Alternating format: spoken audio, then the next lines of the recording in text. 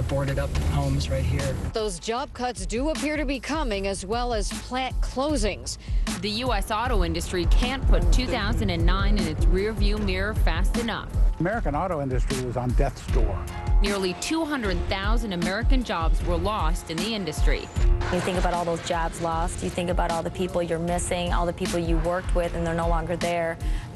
You think about that, it's heartbreaking. Today, it's revived and it's healthy. Detroit has seen an 82% increase in tech jobs in the past year at companies like Ford.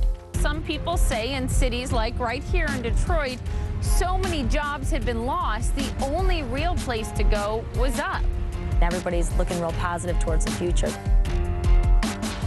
Motor City has had a tough go of it recently. Double-digit unemployment after the auto bailout, high rates of crime, so many foreclosed properties. But guess what? Things are changing for Detroit. Jobs are coming back, the housing market is recovering, and U.S. car makers even swept top honors at the Detroit Auto Show this week. It's Tuesday, and that's when we give you an inside look at some of the hot trends.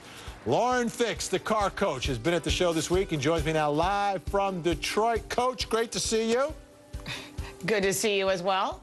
Now, one of the trends, we're talking about internet, Pandora radio being placed into new vehicles. How do you get the Wi-Fi? Explain how this works, this technology.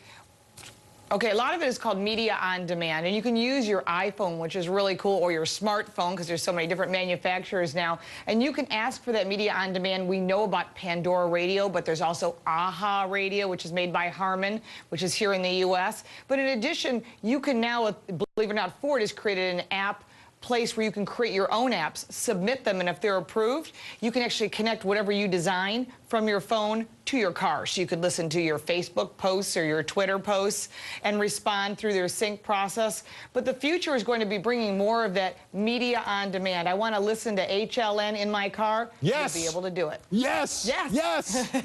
All right, that's good. Now, another trend, self-aware cars. What are these? Like cars that are getting thinner and are, you know, a little more self-conscious? What are these things? Not yet. That may happen. Of course, we're getting lighter for fuel economy. But they're actually, it's car-to-car communication. It was originally, I saw it about 4 years ago through Continental Systems, which happens to be here in Detroit.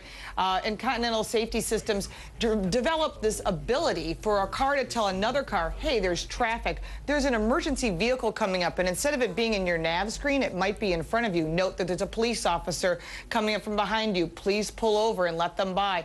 That's really good, but also it's good for accidents, it's good for speed limits, it's good to tell you about traffic jams. So that's really neat to have that car-to-car communication, and that is the wave of the future. I love it. Now, another one I think people are going to be smiling about, zero-maintenance cars. Well, nothing's really zero. Anything that's got moving parts is going to have wear and tear. Even if it's an electric car, it's going to need tires at some point and wiper blades and brake pads. But the fact that a lot of these vehicles are using full synthetic fluids, which would be oils and coolants, there's 9 different fluids in a car, and if I don't have to do that maintenance except for at 100,000 miles or sealed transmissions, that is actually great because you as a consumer will have potentially zero maintenance. You're starting to see cars that require less maintenance because they're using more high-tech materials such as aluminum and carbon fiber, really cool high-tech tensile type materials. It's all good news coming out of Detroit. I love it. One more thing, though. Integrated Bluetooth is sort of the norm now for 2014?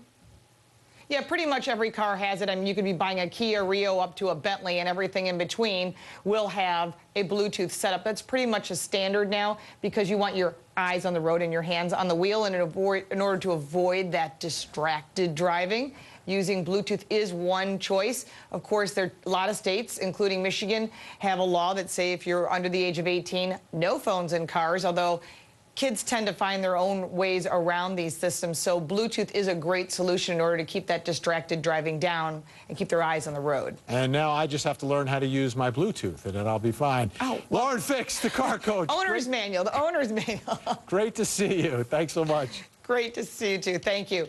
All right, spending more than you're saving? Well, Susie Orman says, are you kidding?